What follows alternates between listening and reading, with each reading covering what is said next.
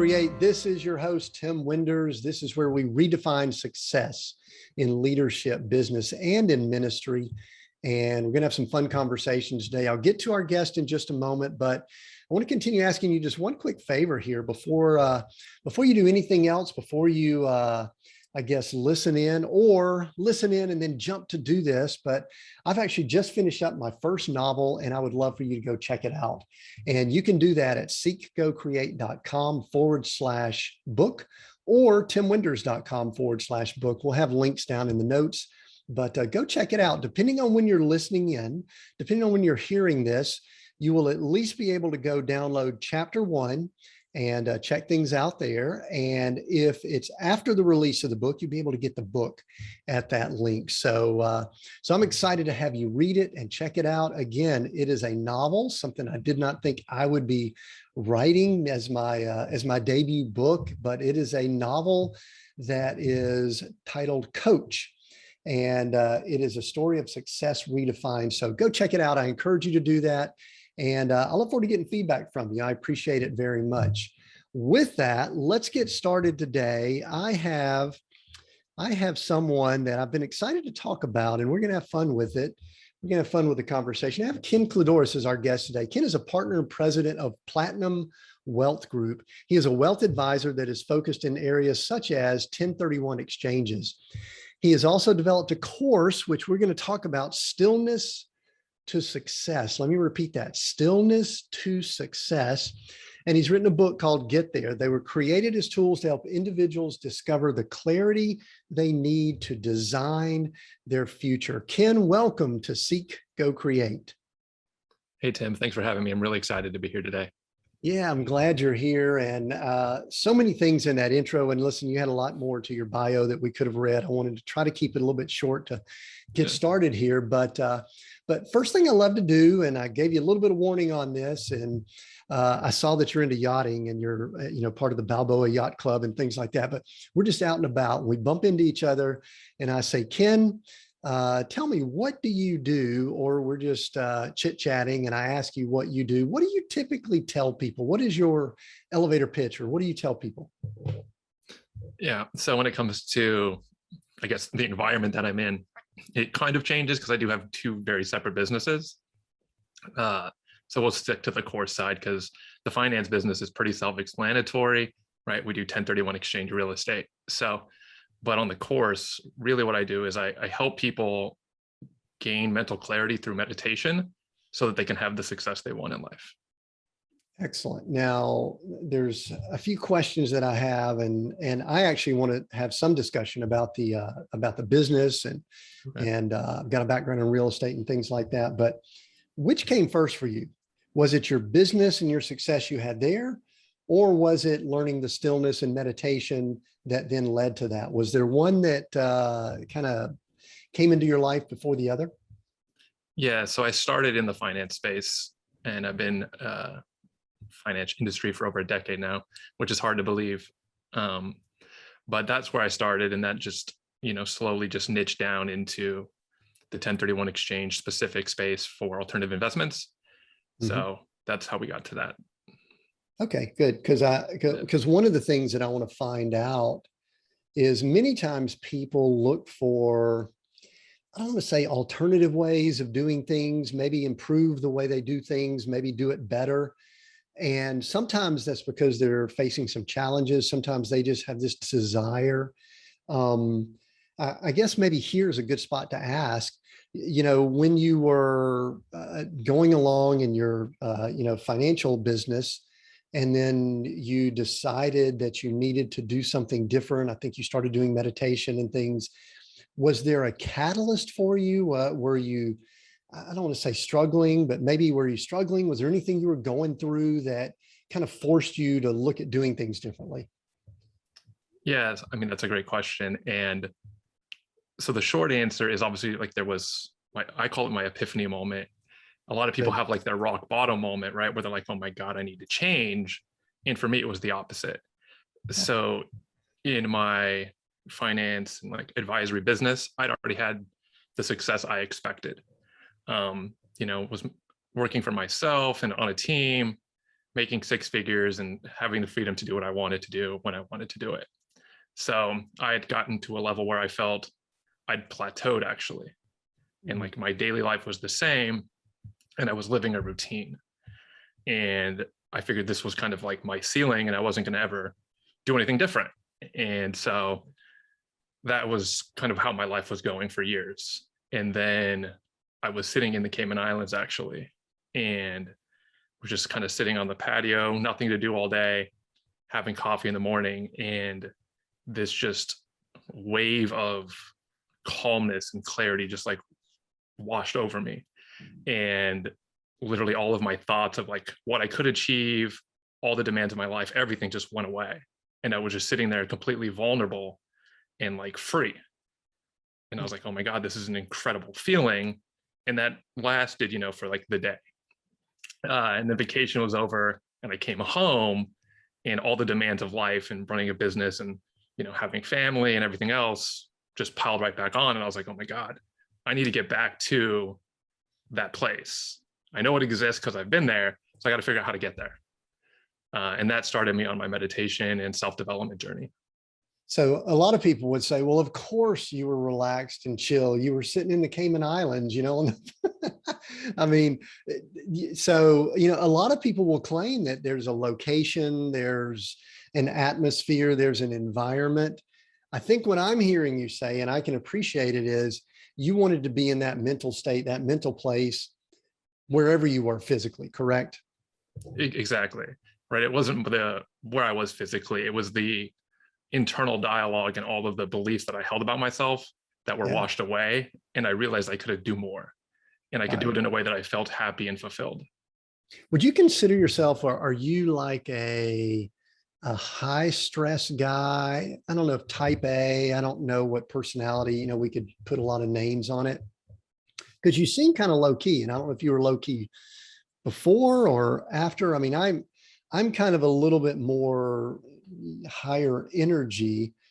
And so what would you say you were prior to that time? Yeah, so I'm definitely a high achiever. Right. But my life then was a lot of stress, anxiety, and I actually had a little bit of OCD. So literally I was trying to control every aspect of my life to the point where it was like unlivable. And so I actually take it as a compliment today when people are like, oh, you look so low key or so relaxed. You just have this presence. I'm like, yeah, that took a lot of work. That wasn't what I was like, prior. So had I been around you, had I talked to you, how many years ago was this? When were you in the Caymans? How long ago was that? It's been 5 years.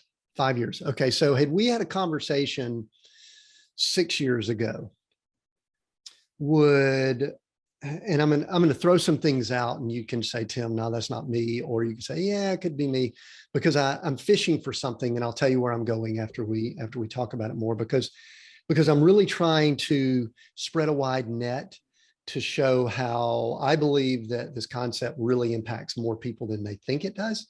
And so I really want to do that. We're a high achiever. I love the thought of that, because I believe a lot of listeners would consider themselves, if not a higher achiever, striving for high achievement, financial or business or entrepreneur, whatever world they're in.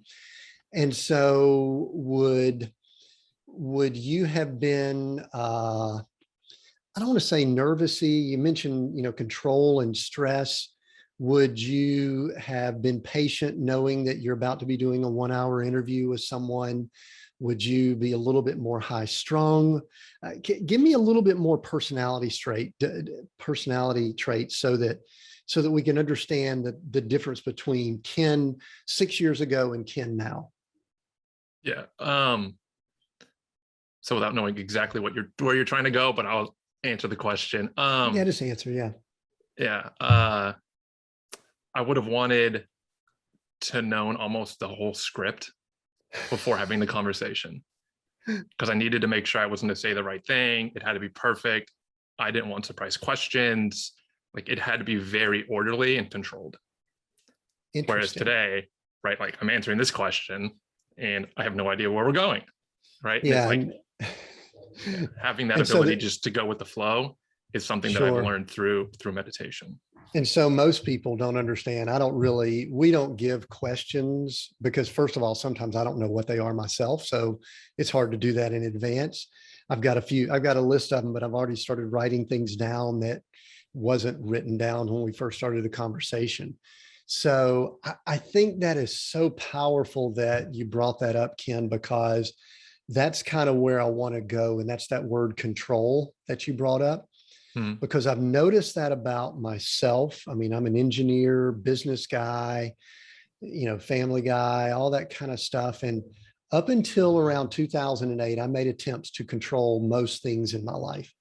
Now, I think here's the real dichotomy or the humor or whatever you want to call in that. I probably really didn't control that much. Looking back, do you really think you controlled as much as you think you did? Definitely not. But you were good. I mean, it looked like you did, right? If you looked around, there's a term I use a lot. It's called thou shalt not fool thyself. Do you think you were able to fool yourself into thinking you were in control, or did you really know you weren't? Well, I don't think I knew that I wasn't. I didn't have that much awareness. I Mm, would say that because I was so stressed about trying to control everything, it became this vicious cycle of stressing about things you're worrying about, then worrying about the stuff, and then stressing about it, and then being anxious, then doing it, and then starting all over again. yeah, that is a vicious cycle.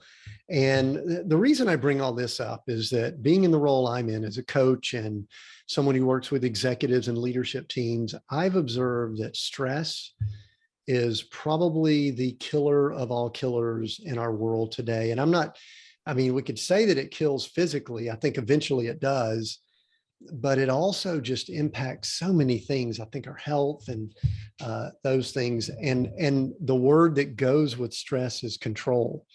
That we're trying to control our situation, control all that's around us. And I'm getting to be an age now, I believe I'm a good bit older than you, that I'm recognizing that I control very little. And so, and really there's just a certain degree of release that comes with that. And did you, and I'm digging more here because this is, I think, where we get value in learning. We've got high achiever, someone who's very successful financially, all of a sudden has an epiphany. Did you have any mental, I don't want to say mental health issues, but I think it's okay for everybody to talk about that now. It used to not be, but I mean, was there any other clues that you had other than when you sat on that balcony?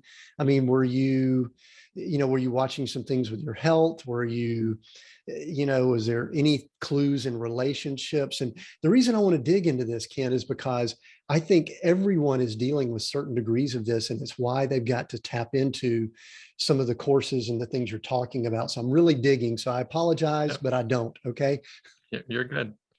good. Um, So, I would say that again, I didn't have that much self-awareness, so I wasn't aware.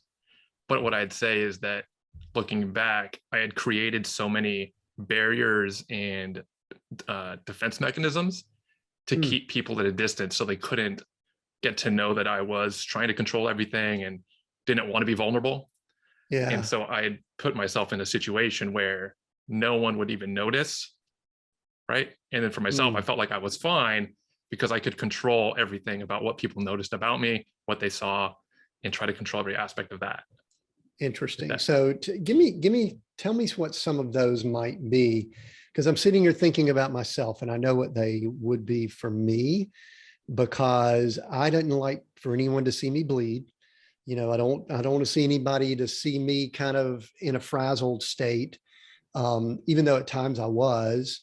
But I would really present a pretty strong facade that probably was pretty emotionless with others. What were some of the ones for you that were those mechanisms that you used to kind of not let anybody have clues about what was really going on with Ken?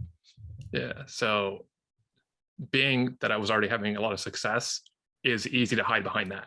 Yeah. Right. So you could be like, oh, I have to go do this work thing, or I'm going to this. And it made it very easy to just push everything onto that side of my life and not let anybody see anything else. So Mm-hmm. I would just spend a lot of time working, doing things like that. Never felt that I could ask people for help, never could be vulnerable. Right. Never Interesting. sad. Like everything was, we're doing great. This is awesome. life is awesome. Like, couldn't be better. And then, just go out and like, I would go out a lot and like go to happy hour and hang out with people and like do the social thing, which just, especially now in like the Instagram world, right? Or social world, like if you just post that kind of stuff all the time, people assume like everything's awesome because you're like, oh my God, that person's living the dream, not knowing like that's just one aspect of it. Yeah. And I think one of the things that I noticed myself is that I would not typically show anything that wasn't good that was going on. And so anyway, that was interesting. So let's talk. I'm going to come back to all of that because I think that's value. And I want to talk about some of the specific things you've done and the power of that stillness, that word still, being still and quiet. But let's talk a little bit about business, because I think our audience would love to hear even, before and how you formed up. I mean, 1031 exchanges, those have been around for a long time. I've got a background in real estate and all myself, but let's go backwards and let's talk a little bit about Ken's business journey and kind of how you ended up in that. And then I'll go ahead and give you a clue as to where I'm going.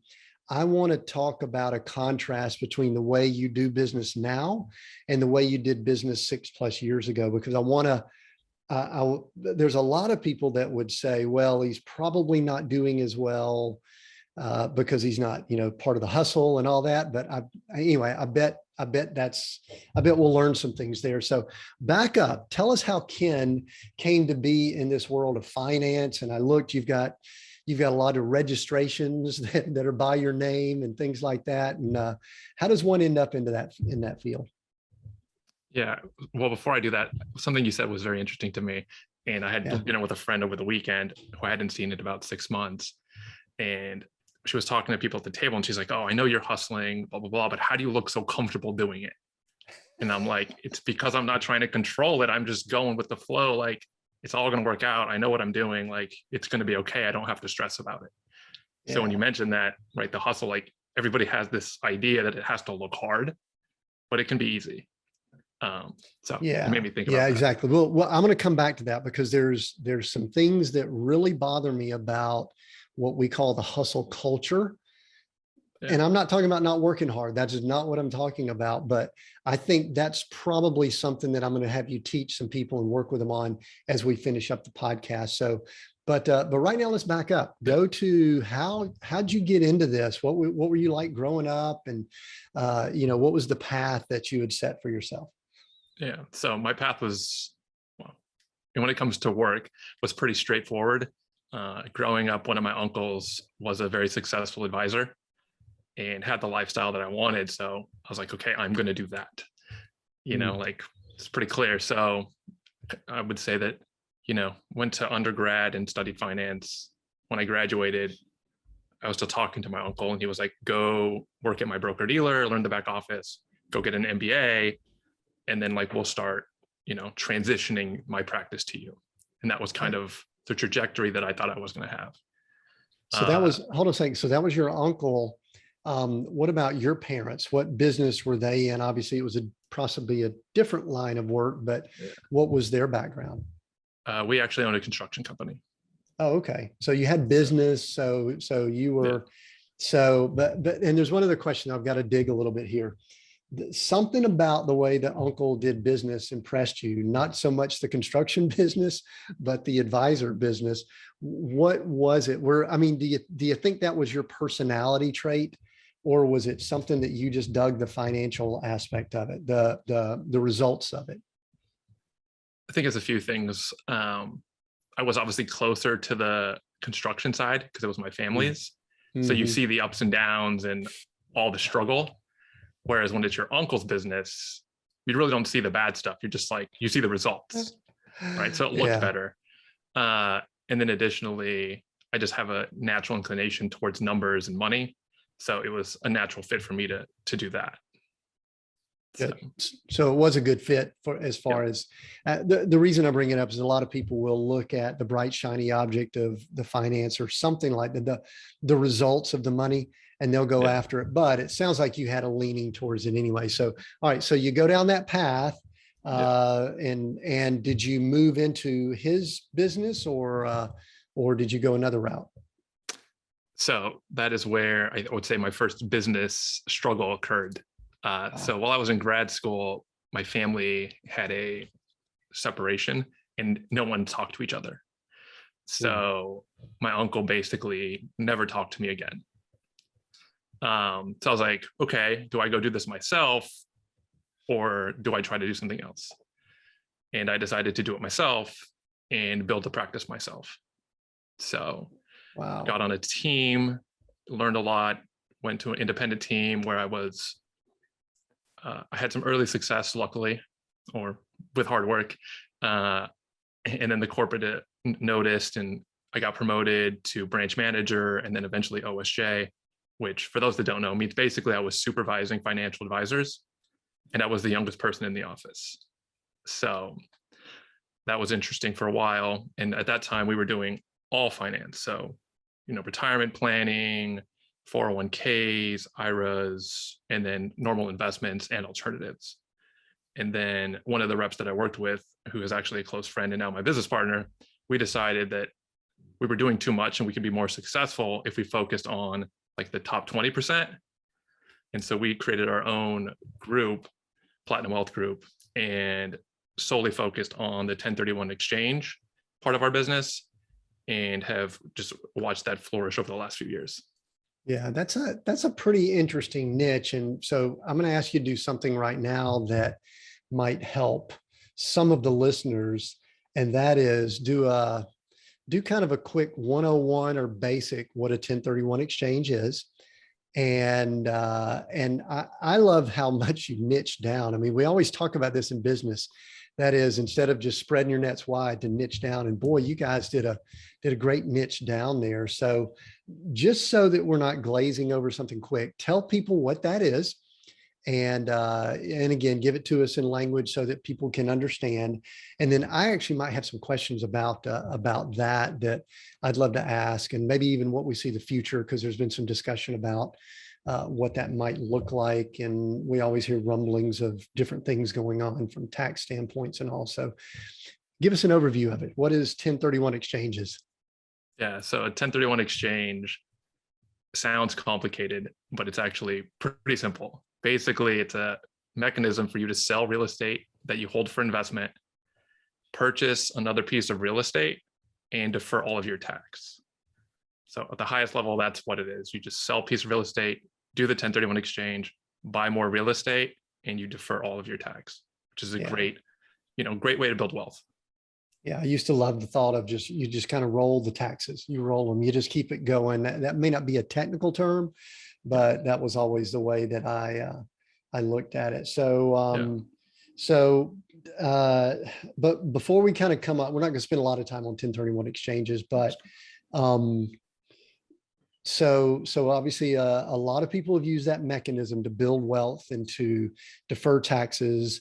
But talk a little bit about the pros and cons or the challenges that some people face when they try to do that. They obviously can't do it themselves. You need a custodian and things like that. And obviously it looks like your company has stepped in and really helped out there. But just give kind of the good, the bad, maybe, and some of the things that people may not recognize or realize about 1031 exchanges. Yeah. So it's interesting because I feel like I had the same conversation regarding 1031 exchanges all the time. So I can give you just those quick answers. Sure, go quick, rattle them off. The easiest thing to know is the biggest question we get is, if I sell my real estate for $1 million, but I have $500,000 in debt, $500,000 hits my exchange, so I only have to buy $500,000 in real estate. And that is wrong. And that is the biggest mistake most people make. It's whatever you relinquish the property for is what you have to replace. And that creates a little bit of challenge because you only have 45 days to identify what you're going to purchase. So within that time, you have to find something equal to or greater than the value that you sold and be willing to put like all of your eggs in that basket. Because after that 45 days, if anything goes wrong in due diligence and you don't close, you have to pay the tax. So, but I guess that's where our niche comes in. So our niche specifically is we actually offer a security that qualifies as a replacement property. So for most of our clients, right, they've already built their wealth in real estate, and now they just want to have more of a lifestyle investment, receive income every month, and not have to worry about anything. And that's what we provide them. Hmm. So the good thing about that, one of the things that I used to see a lot of challenges that kind of would nag at me about 1031 exchanges is I would see some people, especially people that were kind of doing them, I'll say on their own, so to speak, that they would have a property that they would sell. They obviously would have some a time limit that they were under. And I would see them make some pretty poor decisions with that next property that they acquired. You know what I mean? It was like they did such a good job with that first property. It did well. They profited, all of that. They wanted to defer the taxes. And then they would get in a rush and buy this second property or whatever it was in the line.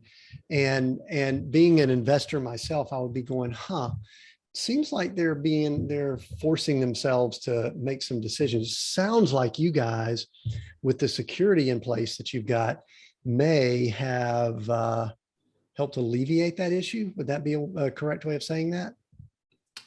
A little bit. So you still have those individuals and investors that want to be able to control every aspect, back to control every aspect of it. And for them, it's really not an option. But for the investor that's like, hey, look, I've made my money. I want to spend time with my family now, or travel, or whatever it is that they want to do, Right. but I don't want to pay this tax, right? It's a great option for them to be able to sell their headache real estate and just turn it into mailbox money. Nice. Okay. Very good. I see that. Yeah. So there was one thing that I did not want to leave before we get too far away from it, but you had mentioned that at kind of a interesting time in your career, that there was some changes that occurred in the family. You didn't go into the uncle's business. And the thing I wanted to ask you, and you can kind of see we've got a theme developing here, is you were probably, because I could relate to this, you probably thought you had your career sort of laid out for you. And then there was a change there, which with someone who has a high control, sometimes that could impact a lot of things. Do you recall what all was going through your head at that point when you kind of thought the path was laid out, you had it under control, it was all good? You know, you had it probably all written down and everything like that. And then Ken, all of a sudden, sounds like out of your control, the family may have just had a little falling out or decided, they didn't want to interact as much or something like that, which happens a lot in families. What went on with the control guy that Ken is during that time?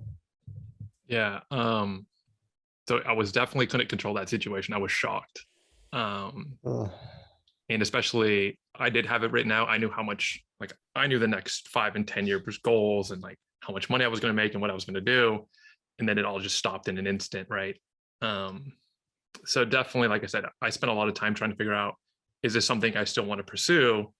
Right. And I had just graduated from grad school, and it was a rough time for the markets. And I was like, is this really a good career? And spent a lot of time just in reflection, I guess, of, is this something I still want to do? And then I got to the point where it's like, you know what, I have a passion for it. I just finished schooling for it. I've built this, launching pad for a career. I have to see where it goes.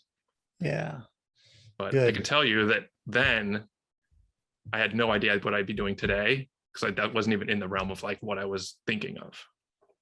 Yeah. On the finance side. And so on the finance side, and it's it's real interesting how you've narrowed down to the 1031 exchanges. Would you say that was, how intentional? Was there a little bit of luck involved? Was it just something that y'all stumbled into? You found out you were good at it, and so you kept going down the path. What was the journey to the great niche that you guys have right now? Yeah. So we always focused on alternatives, and this falls under the alternative bucket. And of those, this was the one that my partner and I related to the most. We could understand it, you could underwrite it, and things like that. So it was okay, this is a great tool to help people. We believed in it. And I think if you believe in what you're selling, it's just a lot easier to sell, and people want to work with you. So that's how we niche down to specifically doing this. Do you still within your practice, do you still have some of the other things, or are you guys all focused in the 1031 area now? So we have some legacy clients. And then if our exchange clients call and say, will you help us with this? We will. But yeah, the only thing we market or talk about in general is the 1031. I see. I see. All right. So this is really something that I do not have a lot of research on, but there was some discussion not too long ago. Just, every time Congress gets together, they start talking about this and that. Did I dream it, or did I hear some discussion about possibly adjusting some of the 1031 exchange rules and regulations related to it? Or is that a total dream that I had? No, it was a real nightmare. Oh boy. All right. So tell us about what's going on, and if there's any changes that we see, or if it was just some rumbling that was coming out of Washington. Yeah, well, I think right now you just have to assume that anything coming out of Washington could happen. Yeah. But they are contemplating and discussing limiting the gain that you could defer to $500,000, which I think would really hurt the industry in general. And there's a lot of secondary effects to real estate not moving for the local municipalities and for their tax base. So if that were to happen, these larger assets, and again, I think the average 1031 exchange size is like $2 million for the property. So we're not talking about these huge mega corporations doing it, right? It's mostly the business owner that owns his building, or somebody that's acquired a few rental properties as they've moved up and they kept their previous properties. And that's who really uses them. And so if these buildings don't move, that's really going to slow down the already low inventory that we have in the country. So what would that do for your business? I'm sure you put some thought into it. Sorry to, bring up something here, but I mean, that would probably have some impact, correct? It would definitely have a negative impact on my business. Yeah. But since it's outside of my control, all I can do is tell people to, let their elected officials know that they want to keep the 1031 exchange. There's resources out there, write your letters. And then I continue to help people every day until something changes.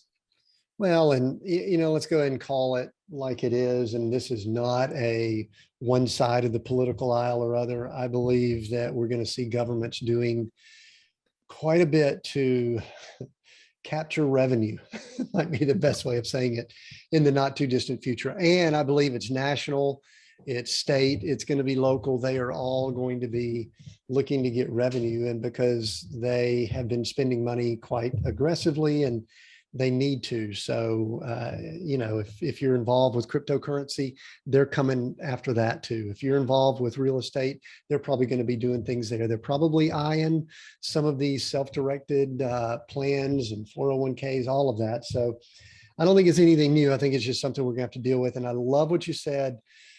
As much as it's tough for us to admit this, it's out of our control. Can we let them know? Yes, but it is out of our control. So there's one other thing, kind of a sidebar item before we go into the more what you've done with the course and how that's developed and how you moved into teaching and training the stillness and things that you have. And I read that you really are into boating, is some things that came up, and a lot of the analogies and stories and teaching and things you do. I think you use those as kind of some teaching points. So tell me about your background in boating and how that came to be and how it relates to high control Ken and maybe chill, relax Ken, and how all that fits together. Yeah, so I've had boats or been around boats my entire life. So with that, but it was always power. Are you a California guy? Did you grow up in California? Okay. Yeah, Southern California. Okay. So always on boats, love them, love being on the water. There's a freeing aspect that comes to me from like just being in that expansiveness of the ocean or a lake or whatever it may be. So with that, I'd always have power boats. And about the time that I, started to meditate, I was like, it'd be kind of fun to learn how to sail. I always see sailboats in the harbor. That looks like a lot of fun, something interesting. So I'm going to learn how to do that. And so at that time, again, I was learning to meditate and doing my self journey. I decided to write my book and was starting to sail all at the same time. So it's a natural fit that learning how to sail, which at first I was like, oh, this is gonna be super easy. It's a boat, right? But then I started taking the classes and everything. I'm like, this is actually much harder than I expected, right? Like, because in a powerboat, you can just pick the destination and drive to it. In a sailboat, you can't do that, right? You have to like go, okay, here's where I want to go, but this is where the wind's allowing me to go. What do I have to do to get there as fast as I can? And using like Mother Nature and going with the flow. And so it was just a natural fit because I was, again, writing my book and learning to sail. So I was like, oh, this is exactly like this and this like that. And I think it makes it a lot better now because just real world examples of something that everybody like at least kind of understands, with the idea of my book of like really getting there and understanding what it is you want and how to get there. Yeah. One thing that's so interesting to me, and I've had a power boat, never have done a lot of sailing, but again, it's more personality. And I love how you said this happened kind of at that pivotal or epiphany time in your life, because, you get in a power boat, you just fire up that engine, you point it and you steer it and you go. And there's a certain degree of control that you have, even if you're on the open water. I used to do a lot of boating in lakes and things like that. But I love what you said that, with sailing, you pretty much relinquish a fair amount of control. You have to kind of work and respond to what's going on instead of controlling. I mean, you can't control the wind, right? Exactly. And one thing that was interesting is while I was learning to sail over one of the weekends, I was going over 100 miles an hour in a boat.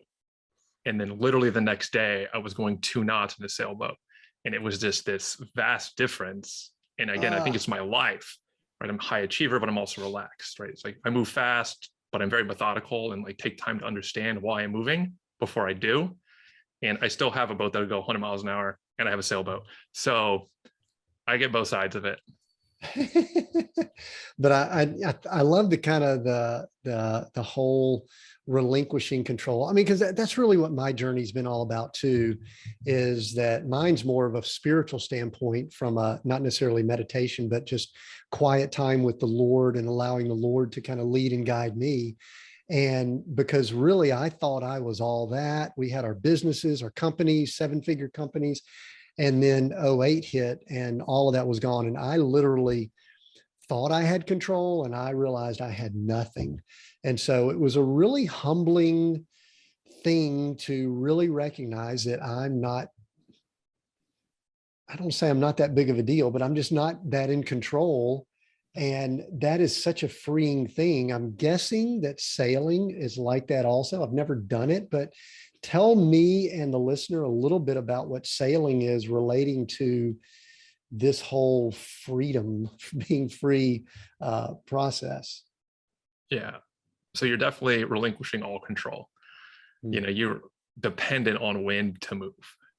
And so there's something very peaceful though about getting into the ocean, right? You turn the engine off, the sails are up. You could just hear the flow of the water against the hull, right? And you're just more in tune with nature in just that moment. And it really puts you into the moment, right? And you're super present and everything else just kind of goes away. And even when I take people on the boat that don't sail, if they're just sitting on the boat and you go out there, right, put the sails up and we're just cruising along, everybody kind of experiences that same peacefulness where they're like, oh my God, I want to do this all the time. Like, this is so freeing. I'm out of the chaos of the everyday world, right? All the demands are gone. Your phone probably doesn't work, right? And you're just sitting there, nothing to do. No, like you're not going anywhere fast. Just relax into the moment and just be one with nature. And so it's so intriguing to me. So you started sailing about the time that you kind of started this journey of meditation and quietness and still all of that kind of started around the same time. Is that what you said? Yeah. And so why? What provoked you to sail? Was it really you thought this could be a learning experience? This is part of my development, or you just thought it seemed cool? I mean, what was, I mean, I'm fascinated by people that have made changes. And so to me, it seems like 5 years ago, you started on the balcony at the Cayman Islands, but there's just like a lot that went on with Ken then. And so the sailing started then also, huh? Yeah. And I started my practice with my business partner about the same time too. All three things were just major shifts. So, because I'd really, like I said, I'd experienced such an insight right on that patio that I was like, I need to change I need to change the environment I'm going home to and like what I'm doing. And I had talked about starting my own practice with my partner. We'd already talked about it. So I'm like, let's do that. The book, same thing. I talked about it for a while. I'm like, okay, I'm going to start writing. And then sailing, again, it was just like something new to learn and just to grow and have different experience and change my normal daily routine. Yeah. So in the first, I think, year and a half, I sailed 200 hours. Wow. Like that's what I did on, like, that was my free time. I went sailing, right? So sailing in the harbor, racing. I did the Newport's Ensenada yacht race. Like I was sailing as much as I could then. So. And you definitely dove into it a good bit. So during this time, you're going through all of this. I'll go back to the word you used, epiphany. And at what point along the way did you say, you brought up the book just a second ago, at what point did you say, I'm going to write a book? And then we'll get to the course and all in just a moment. But at what point did all of this come? Because listen, a lot of people, they go through situations and they go, okay, this is really beneficial. It's working well for me. That's one level. But then there's this other level where you start telling people and sharing it with other people. I mean, I'm a guy who has a podcast, so obviously I'm aware of this and the irony of it. But at what point did you look in the mirror? Or you say, you know what, I need to share this with other people? What did that process? What did those steps look like? Yeah. So interesting enough, I would say that the book was for me, not for the audience. And what I mean by that is, because I had talked about it before, right? Other people was like, oh, you should write a book. You should do this, like, about your topic. And I'm like, I'm not going to hire a ghostwriter to write a book on finance. Like, that's miserable. And I have no interest in doing that. Right. But then as I was, again, trying to grow as a person, it became this challenge for me of like, could I actually write a book? And so like the book was an achievement for me, right? It benefited the reader. And like, I think it's got great stories, but really it was for myself to prove that I could do it, right? Because there were so many people, and even today when I talk to people, a lot of them are like, oh, I wish I could write a book, or, I have this idea for a book, and they never do it. Whereas I get to say, I actually wrote the book that I intended to, right? So it comes down to achievement. So. Yeah. So it was all about, all right. So was that, I mean, because it sounds like you had a lot of stuff going on. You started a new practice. You started some new things that you were doing, for your mental state. And you spent 200 hours out on the water. You started a book. I mean, was all this right around the same time? Or give us a little bit of the timeline so I could kind of grasp what's going on here, because I've just finished writing a book. And let me tell you, I know that there's some work involved with it. So talk about the rhythm of how you got to that and when you started the book process. So everything was about at the same time. Probably wouldn't recommend that for people. High achiever, all at the same time. Bam. I was like, I could do it all. It'll be fine. How'd that work out? It worked out fine, right? Well, I mean, it actually, at the end of the day, like, it's all good. But I would say that it would ebb and flow on like the demands of the day. And what I mean by that is there was a strong 6 months where I wrote every single day and like I was in my rhythm. But then work picked up and I was like, ooh, got out of it, right? Because I needed to focus on that more. And then I'd come back to the book and get back into that rhythm. But they were always moving forward together. It was just how much attention were they getting? And because I make everything a routine, so that way I know it gets done. Sailing was the escape from that routine. Right. So achieving a lot on the book and the practice side, and I was using the sailing at the same level to balance, if you will, my life.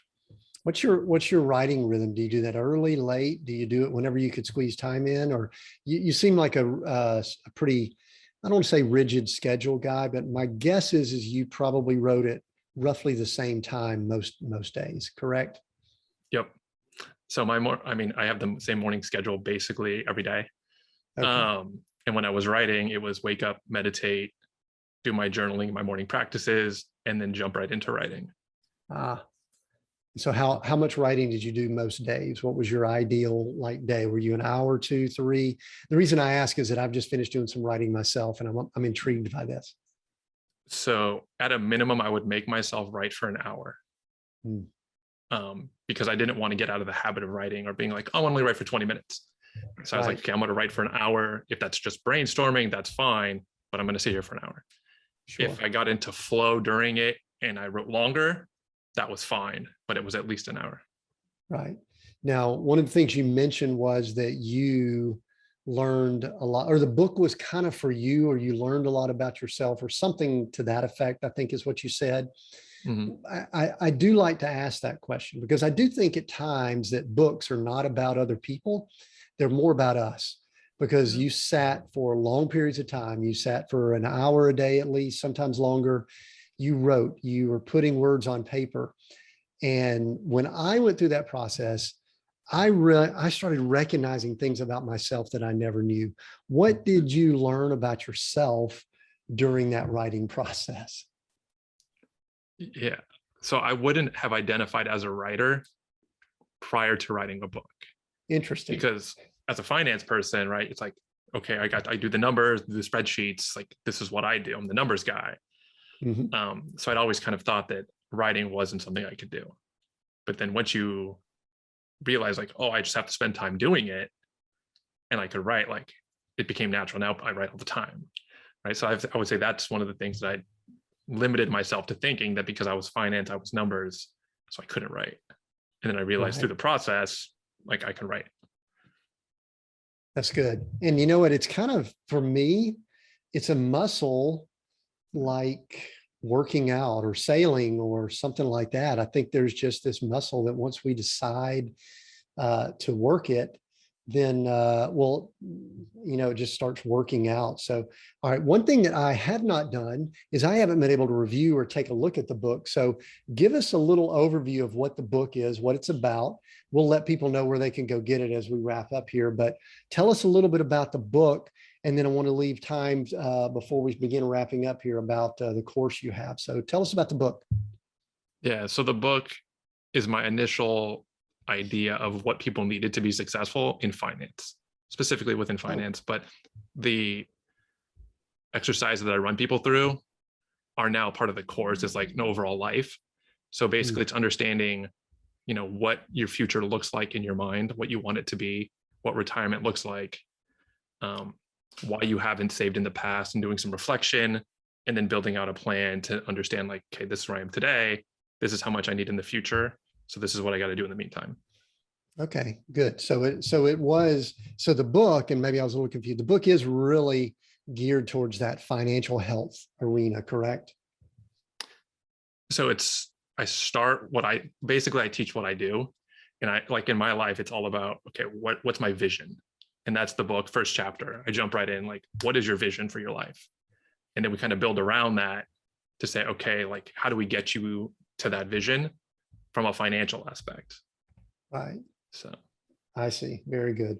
Well, I love the thought of that vision, because to me, it leads to some questions that I had about some things you did with the Stillness course and things like that, because you talk about that, what it does, that what with meditation and other things, it helps people gain clarity. And one of the things that I've observed, Ken, is that there are so many people that struggle with clarity. I think previous to COVID starting, like, January of 2020, there were people that probably had some clarity issues, but it seems as if they are thinking more about it now than they were before. Would you agree or disagree with that? Is that an assessment that you're seeing in your circles? Yeah, I'd agree with that. Right. I think people could stay busy before Yeah. to not have the self-awareness to understand, right? They didn't have clarity because like there's so many demands all the time that you're just too busy to even see that. Yeah, So, and I think some of the demands, I mean, I could hold up my phone here for those people watching video. I mean, we are hyper connected yeah, right now. And there's a word that you use that really drew me to wanting to have this conversation, and it's the word stillness. Where did that word stillness come from, and how did it become like the title to your course, and obviously a word that plays quite a bit in your vernacular and all the stuff that you do. So talk to us about the word stillness. yeah. So as I mentioned, like I did a lot of meditation and did a lot of retreats and spent years and a ton of money just doing this self-awareness. And well, at first I thought meditation was great in itself, right? 20 minutes a day, twice a day, told everybody like this will change your life, and wholeheartedly believe that to this day. But then 2 years ago, I guess it's 3 years now with COVID. Sorry, get that COVID year. I did a weekend or 5 days in silence.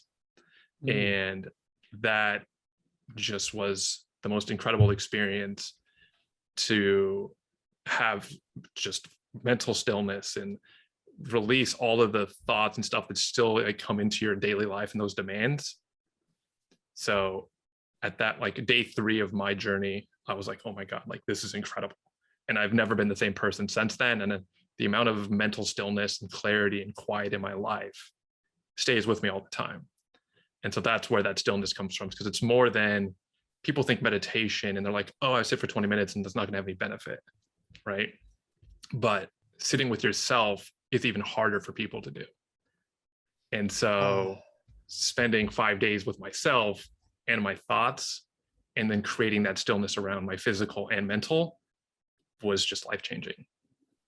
So a lot of people see, to me, I mean, I'll say that there's, there's an aspect of prayer. There's an aspect of just spending time in quiet.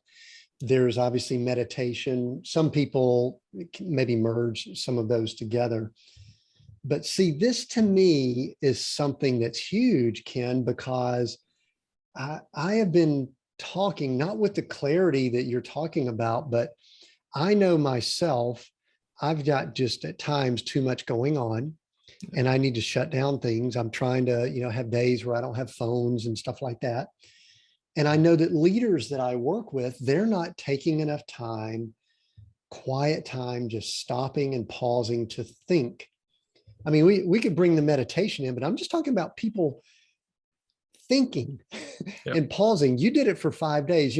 Years ago, I grew up in Conyers, Georgia, just outside of Atlanta. We had a monastery there where there was, I think, one of the few Trappist monks monastery. And when they came to that monastery, they would have like silence for long periods of time. I don't know exactly how long.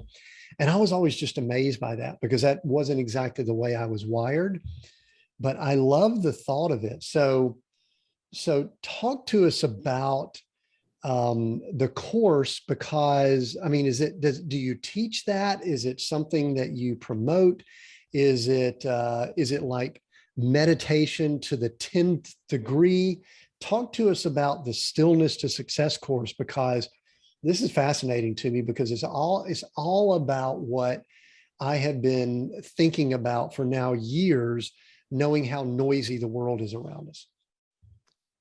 And I would say that's how the course came about. So a lot of the feedback from the book was people couldn't answer the questions because they hadn't thought about it and don't have time or clarity to do it. So I was like, okay, if I could teach meditation to start so people can gain mental clarity, and then ask them, okay, what are your values? What is your vision? Like, what does that look like? What is fulfillment and happiness in your life? They could start to hear their answers. And that's how it came together, right? So it's more explanation and a little deeper dive, if you will, into the stillness of meditation, and then being able to hear your answers for what your life should look like to you. Right. Because I can't define success for you, only you can. So that's how the course came about. But I also, if I look ahead, we're definitely going to be hosting silent retreats because I think that's very beneficial. But if I sat here on your podcast today telling your audience, hey, you should spend a week in silence with me, I don't think we're going to get that much reaction, right? But if I'm like, hey, I want to teach you how to meditate for 20 minutes, okay, maybe we'll get some buy-in.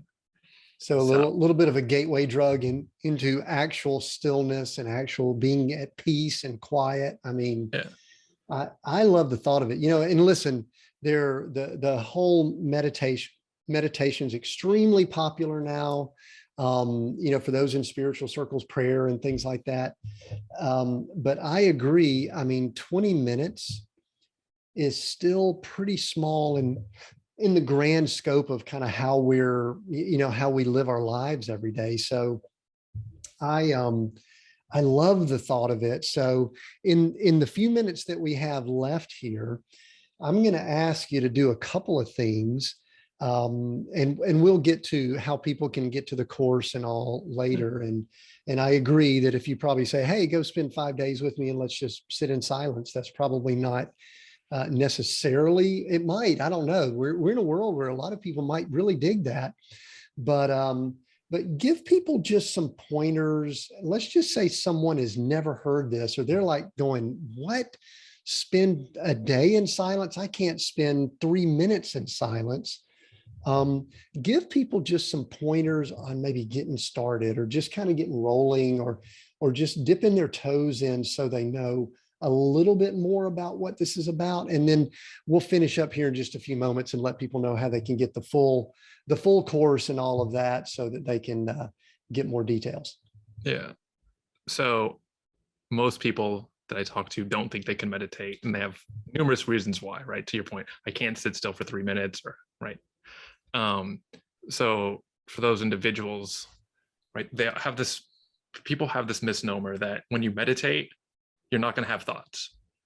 I'm like, you understand you're a human being, you're going to have thoughts. It's about directing the thought and just being at peace. And so what I found is if you just sit comfortably, again, I don't teach any crazy poses where you're uncomfortable trying to, bend in weird ways. Like you just sit on a chair and then just follow your breath in and out, just like a natural rhythm. Don't try to control your breathing, and then just follow that for as long as you can, and then go on, right? Because it slows everything down in your body, physically and mentally, when you just follow your breath at a normal rhythm.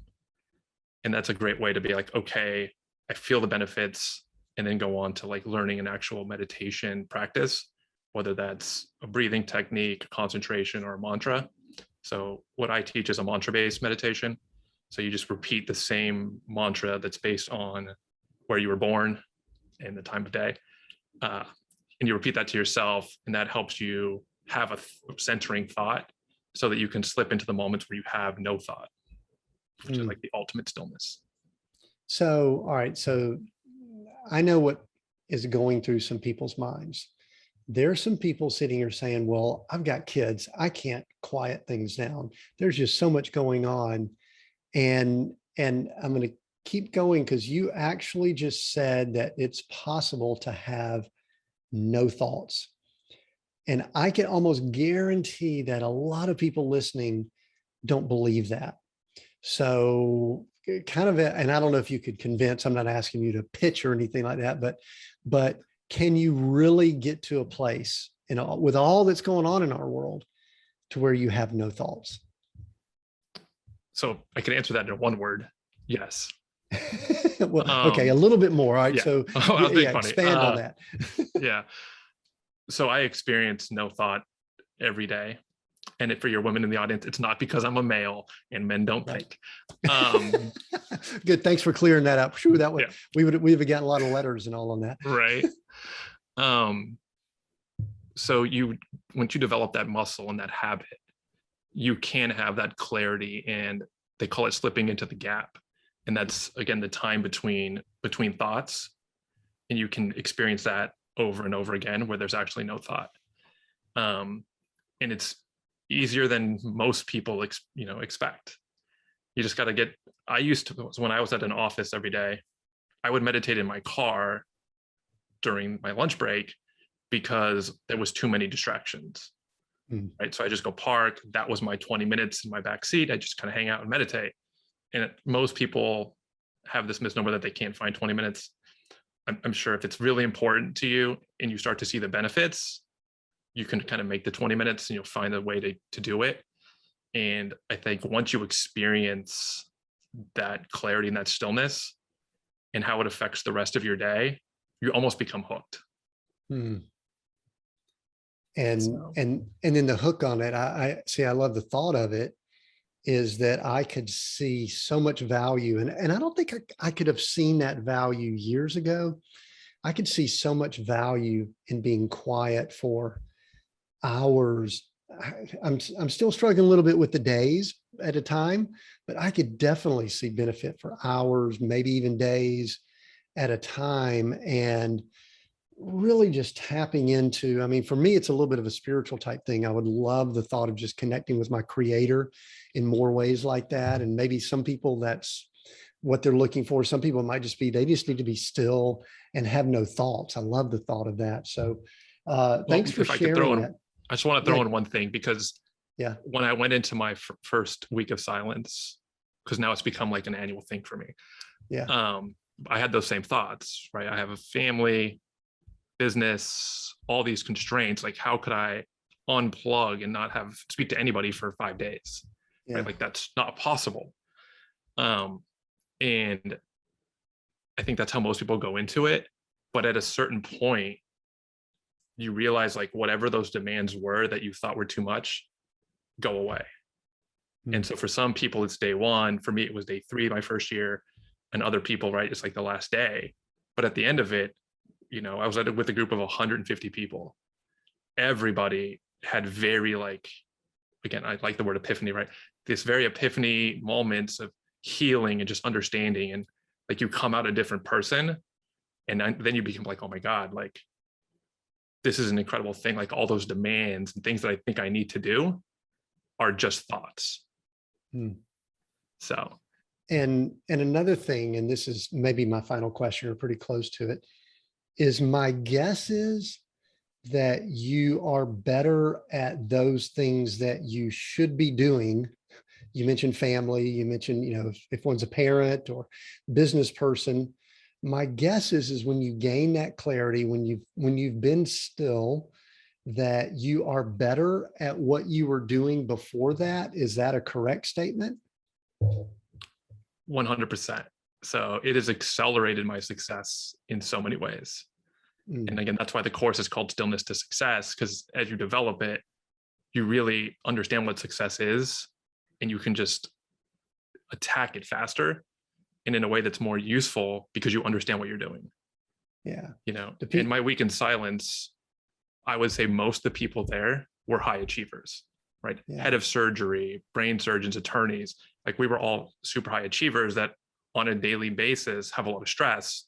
And this is a great way to, like, replug, replenish our muscles, our mind, and have clarity to go back with a sharper mind to have creative problem solutions and things like that. Yeah. Do you get any comments from people around you, friends, family, whatever, partners, that said, wow, Ken, you sure do seem different? What are some of the comments that you get after you do something like that for 5 days? Yeah, so all of those.